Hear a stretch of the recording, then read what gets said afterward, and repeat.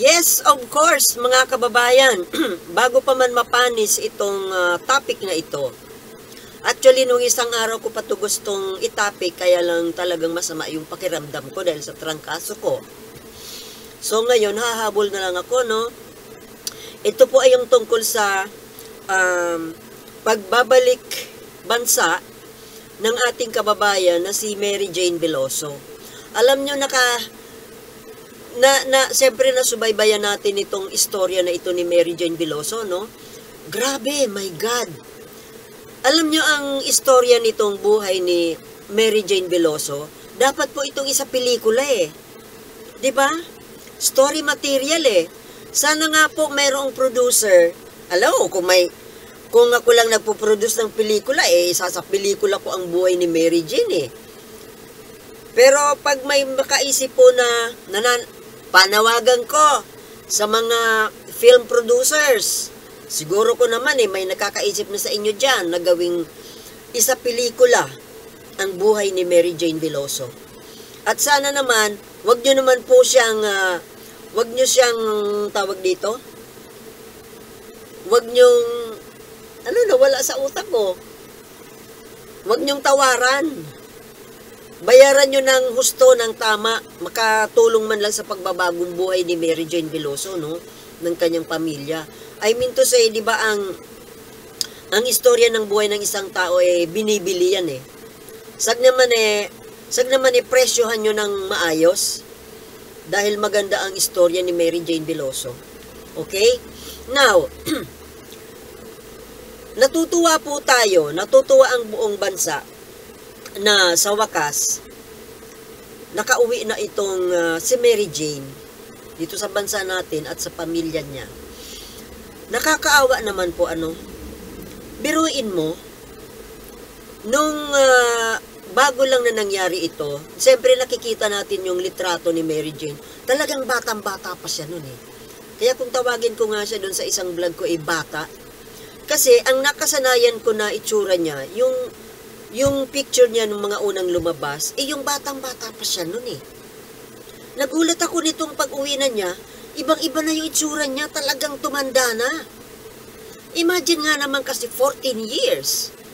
14 years. My God. Parang na yun eh. Sintensya na po yun eh. Parang nakabuo na ng isang sintensya. Imagine 14 years. She was only 25 years old nung nangyari sa kanya yung nagamit siya ng isang sindikato. 25, talagang batang-bata. At ngayon nung lumabas siya, 39 years old na. Yung anak niya, mga anak niyang naiwanan niya nung nag-abroad siya. Yung isa 6 years old. Yung isa 1 year and 1.5 years. Baby pa. Hindi pa nga yata siya kilala nung baby niya na naiwanan niya. Tapos ngayon pagbalik niya, ang binata na, ang lalaki na. Diba po mga kababayan, dun po sa mga magulang, sa mga nanay, lalo na. Diba ang sakit po nun, yung iwanan mo yung mga anak mo, mag-abroad ka. Lalo pat ang iniwanan mo, baby pa. Tapos habang lumalaki, hindi mo na subaybayan. Hindi mo na alagaan yung baby mo. Buti na lang at may pamilya naman siya na talagang umaruga po sa kanyang mga anak. At ito nga pagbalik niya, binata na yung dalawa. Tsaka ang gugwapo nung mga anak ni Mary Jane, artista pwede pang artista. Yung bunso nga, parang kamukha ni Bimbi. Si Bimbi, yung anak ni Chris. Ngayon, buti naman nga po na siguro ko naman sa tingin natin, hindi naman naging masama yung trato sa kanya doon sa Indonesia. Mukhang naging maganda yung trato sa kanya doon. Hindi kagaya ng mga ibang mga bilangguan ng ibang bansa. 'Di ba? Kahit pa paano siguro naging maayos yung treatment ng Indonesia dito kay Mary Jane nung siya ay nakakulong. At blessing in disguise din na doon sa loob ng kulungan, marami pala siyang natutunan. Natuto siya ng bahasa language. Natuto siya ng iba-ibang mga crafts. Kagaya ng paggawa ng batik, yung cloth, hand painting, yung batik ng Indonesia. At iba pang mga handicrafts, Indonesian handicrafts. At isa pa, natuto pa siya palang mag-play ng mga musical instruments doon sa loob ng kulungan. May natutunan siya kahit papano. May mga natutunan siya doon na pwede niyang pakinabangan. Ngayong, although hindi pa naman po talaga siya, hindi pa talaga siya free. Nakakulong pa rin siya sa ngayon. Pero, baka naman, mahal na Pangulong BBM, siguro ko naman mabigyan naman natin ng consideration kasi lalo pa na inosente naman po si Mary Jane doon sa kaso. Imagine, inosente ka, wala kang kasalanan tapos nakulong ka. 14 years. Sa hindi mo naman kasalanan, nagamit ka lang. Sa ibang bansa pa, hindi ka man lang madadalaw ng pamilya mo. Nakakaawa naman. Siguro ko naman po, sa mga kinauukulan, siguro ko naman sapat na yon. Napagbayaran na rin. Although wala naman siyang dapat bayaran dahil wala naman nga siyang kasalanan eh. She's a victim. Biktima. Yun ang nakakaawa doon sa tao kasi walang kasalanan pero magbayad ng kasalanan ng iba. Now, ito nga po mga kababayan, ang mali dito sa gobyerno natin, dito sa lipunan natin. Kasi, bakit kasi napipilitang lumabas mga ibang bansa ang ating mga kababayan? Bakit? Dahil walang matinong trabaho na makuha dito. Kung mayroon mang trabaho, pero hindi sapat. Hindi sapat ang kinikita. And meron naman po isang reason dyan na sa mga iba, pwede naman po kasing wag na tayong mag-abroad. Kumbaga pagkasyahin natin kung ano meron tayo. Kung ano meron dyan. Siguro ko aralin na lang po natin na, halimbawa, maliliit na negosyo. Nakakapagnegosyo naman po ngayon kahit walang puhunan.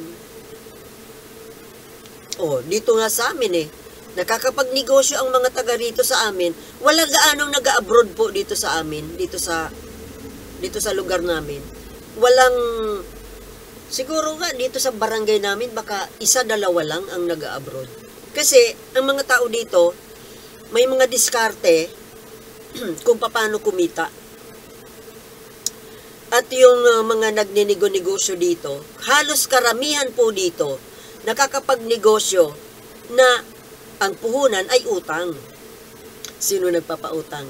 Bombay. Sabihin na natin na, okay, mabigat ang Bombay, pero wala Yun ang, ako nga naranasan ko na rin ang mangutang sa Bombay para sa negosyo. Okay naman po yun, kasi madaling kausap. Walang mga kuskus balungos. Pag sinabi mo, basta may pwesto ka, may nakikita kang negosyong visible na negosyo, nakikita ng Bombay na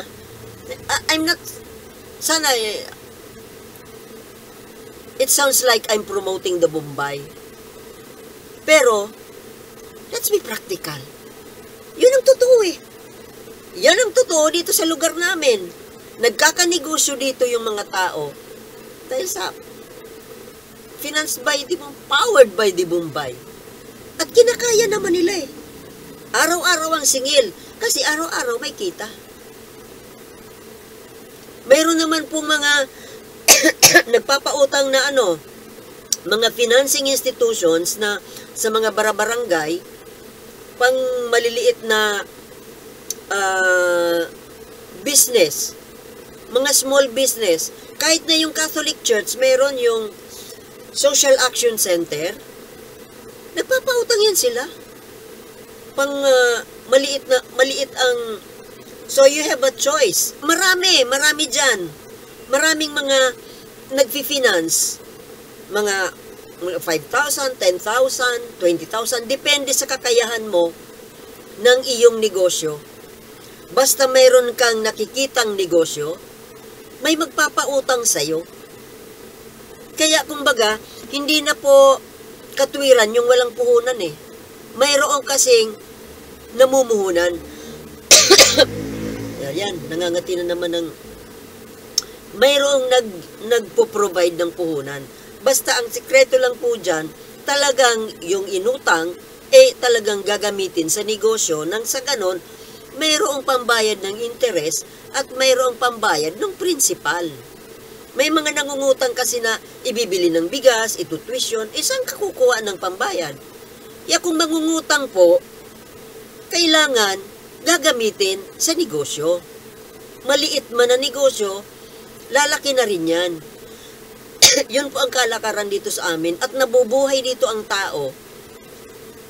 Nagkakaroon ng na umuusbong yung negosyo dahil sa utang at ang karaniwan sa pinagkukuhanan ng immediate na puhunan ay yung Bombay. Let's face it, ayoko mag-promote sana ng Bombay, pero yun ang dyan na madaling lapitan eh. Madali. Sabihin mo lang, minsan nga pag ikaw ay, ito lang ang sikreto sa pag-uutang kahit sa Bombay man o sa mga legal institutions, basta huwag kang magpasira. Hindi ka dapat masisira. Kapag panahon ng pagbayad, meron kang pambayad. At kung wala kang pambayad, magpakita ka ng iyong mukha, maghingi ng dispensa at mga kung kailan ka at huwag kang magpapasira. Kasi oras na masira ka sa iyong financier, ay hindi ka na pagtitiwalaan, hindi ka na makakaulit. Kaya hindi ako sira sa Bombay. Siya pa nga yung minsan di araw-araw ang singil, di ba? Minsan kung mayroon din lang naman ako, ina-advance ko na, minsan advance 5 days or 1 week. Kaya natutuwa yung nagpapautang. Yan ang dapat na isa sa isip natin sa mga nangungutang, na huwag magpapasira ng pangalan. Kasi pag maganda ang record mo sa pag-uutang, yung nagpapautang mismo ang mag-aalok sa'yo. Yung Bombay na inuutangan ko dati, alok ng alok sa akin eh. Kahit nung wala na akong tindahan dumadaan pa sa akin, oy, magbukas ka ng tindahan para utang ka ulit sa akin. Ganon po kapag maganda ang record mo sa sa mga creditors. Huwag ka dapat sira ang pangalan. Hindi ka mamumroblema sa puhunan basta maganda ang record mo. Kasi yun po ang natutunan ko sa tatay ko. Yan ang magandang na natutunan ko sa tatay namin. Yung tatay namin noon, nangungutang din siya. May mga financier kasi dito sa barangay eh. May mga pera-pera dito, yung mga nagpapatubuan. Hindi naman po masama yung pagpapatubo. Kasi ginagamit yung pera eh. O kulang nagpapautang, o yung walang pera, walang pampuhunan, o di saan paano makakaahon. O, di ba? Yung tatay ko noon, yung magulang ko, nagkaroon kami ng mga ilang hektarya na farm, nyugan, dahil yun sa pag-uutang. O una, utang siya dito sa nagpapautang dito sa barangay namin. Pag talagang araw ng pagbabayad, paghuhulog, ng tubo, talagang nagbibigay. Kung hindi man siya makapagbigay dahil wala pa, pupunta pa rin siya doon sa nagpapautang para sabihin na, pasensya na po, wala po akong dala ngayon. Pero, magbibigay ako sa ganito, sa ganyan. Ganon po ang ugali ng tatay ko. Kaya, maganda yung kanyang record sa mga nagpapautang. Actually, dahil maganda yung reputation ng pangalan ng tatay ko sa pangungutang, may mga tao na kinukuha siya as guarantor. Dahil may mga nagpapautang na, well, first time or walang tiwala, kukuha ngayon ng guarantor. Madalas kunin ng guarantor yung tatay namin. Kaso nadala yung tatay namin nung minsan, siyempre, pa ikaw ang guarantor, ikaw yung mananagot pag hindi yung nagbayad yung nangungutang. Diba? Kaya mula nun, siyempre, minsan naman kasi naawa yung tatay ko na kailangan nung isang tao ng pera, hindi siya makautang dahil minsan sira ang pangalan or first timer, lalapit sa tatay ko, siya ngayon ang magagarantor. Maganda yung record ng tatay ko sa mga pag-utang. Ngayon, nagkaroon kami ng kuprahan, dadalhin niya ngayon doon sa, yung kupra, dadalhin niya doon sa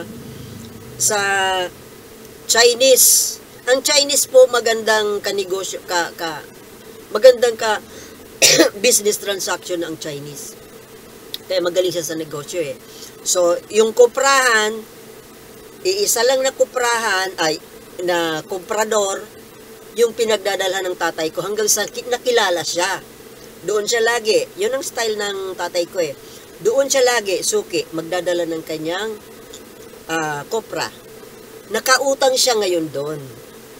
Actually, yung Chinese na negosyante pa ang nag-alok sa tatay ko na kung meron ka pa anyang halimbawa, kasi one time, parang huminga ng kasi medyo kapalagayan ng loob na niya yung Chinese na parang naging kaibigan na niya na naikwento yata niya na mayroon anyang iniaalok sa akin na may isinasangla sa kanya, sa tatay ko na lupa, kuprahan. Gusto ko sana anyang kunin, kaya lang wala man akong pangkuha.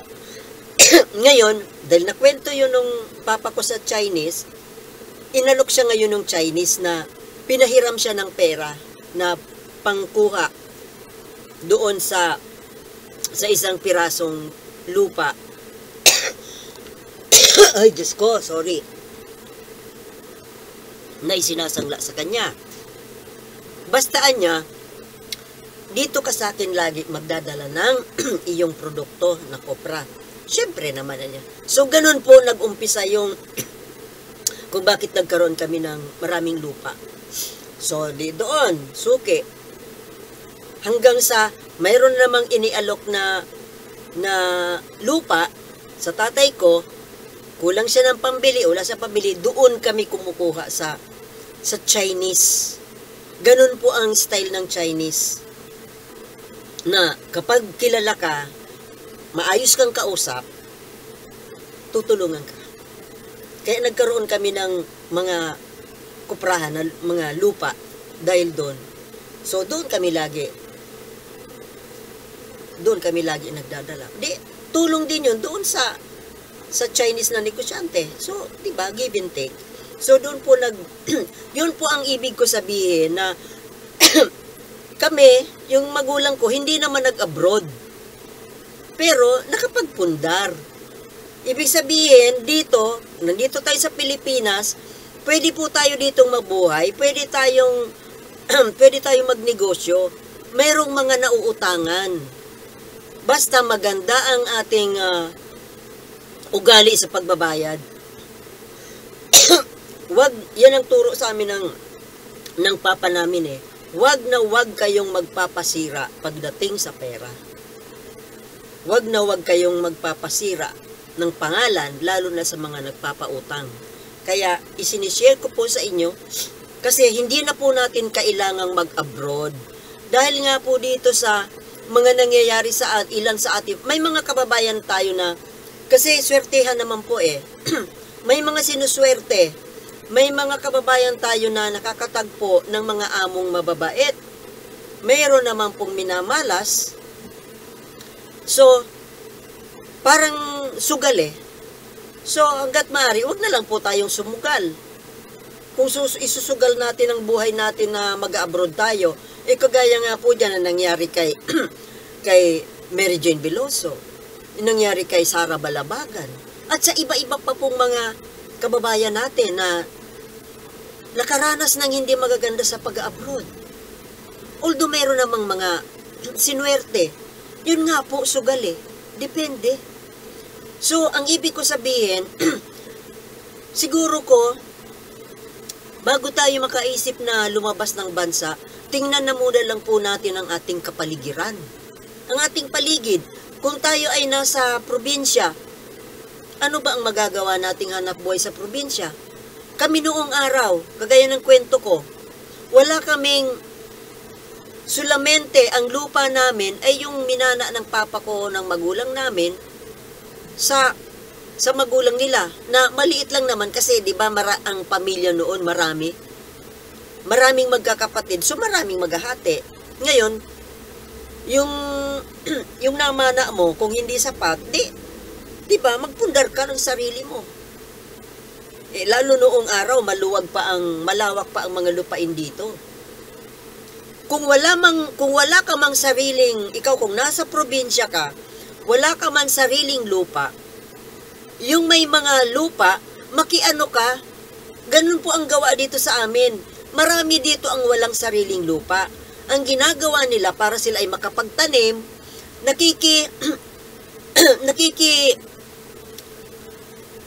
nakikisaka. Merong mga nagpapasaka ng libre lang. Kagaya sa amin, malawak yung nyugan namin, yung lupa namin, may nakikiusap sa amin na makikitanim. Pinapayagan namin kasi sa totoo lang, wala mang renta, hindi man namin pinaparentahan yung lupa namin, pero nalilinis. Yung kinukuprahan namin, ang kinukuha lang namin yung nyug. Pero yung lupa, matatamnan.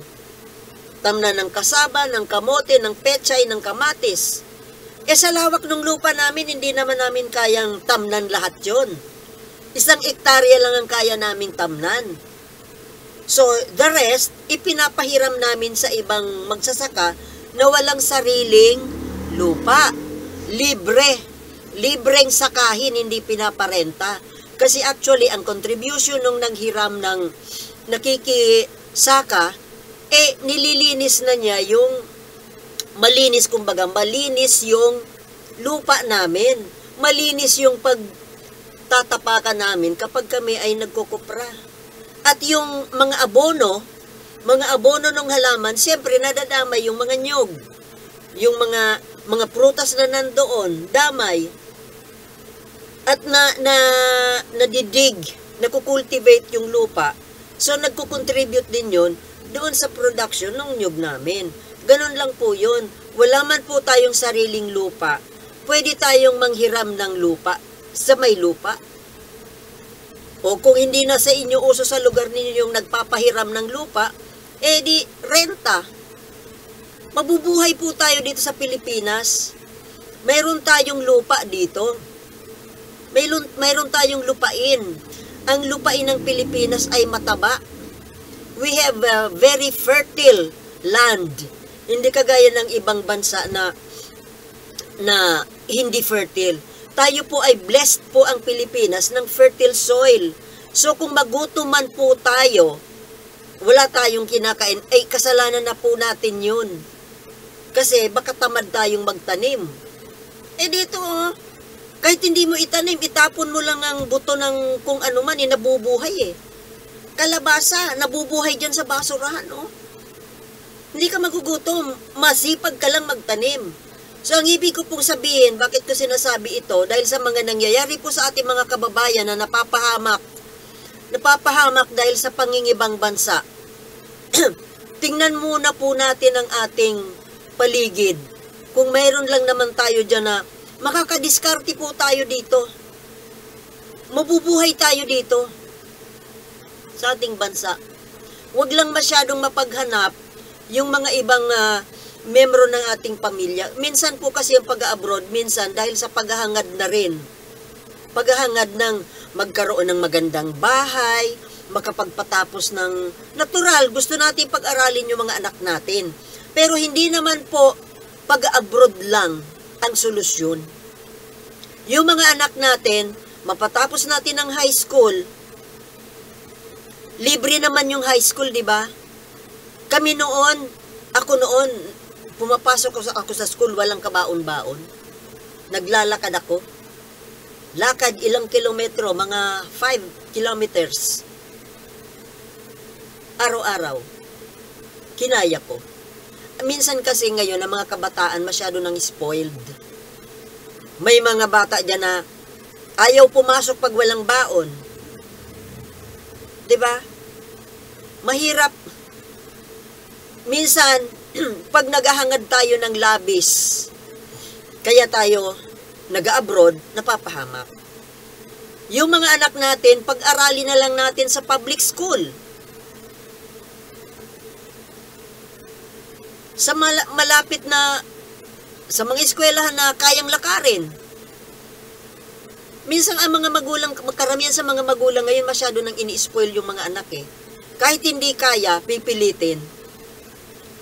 Kakayanin na mag-exercise nga yun eh. Bakit ako kinaya ko? Kami noon, basta may pangarap mag-aral ang bata. Kung talagang gusto makapag-aral ang bata, kung may pangarap na mag-aral, makatapos mag-aral, pagtitiisan niya. Ngayon, ikaw magulang, kung ayaw mo na hihirapan ng iyong anak, o di magsikap ka. Pero, hindi dapat masyadong ini-spoiled yung mga anak. To the point na isusugal mo ang buhay mo, mag-abroad ka. Di bali sana kung suswertihin ka. Kagaya nga niyan, yung mga nangyayaring ganyan. So sana, dito lang, public school, na malapit, kayang lakarin. Dito kasi sa amin dati noon, puro kami lakad Ang layo pa, hanggang sa bayan pa yung eskwelahan namin. Ngayon, yung mga bata, mayroon ng high school dito mismo sa barangay. Hatid sundo pa ng motor, ng tricycle. Ayaw na maglakad. Ayaw pa paglakarin. Ano ba yan? Pag hindi nyo pinapaglakad ang mga anak ninyo, mapipila yan dahil walang exercise yung tuhod. Sa Japan nga, ang mga bata pinaglalakad. Walang hatid sundo ng kotse.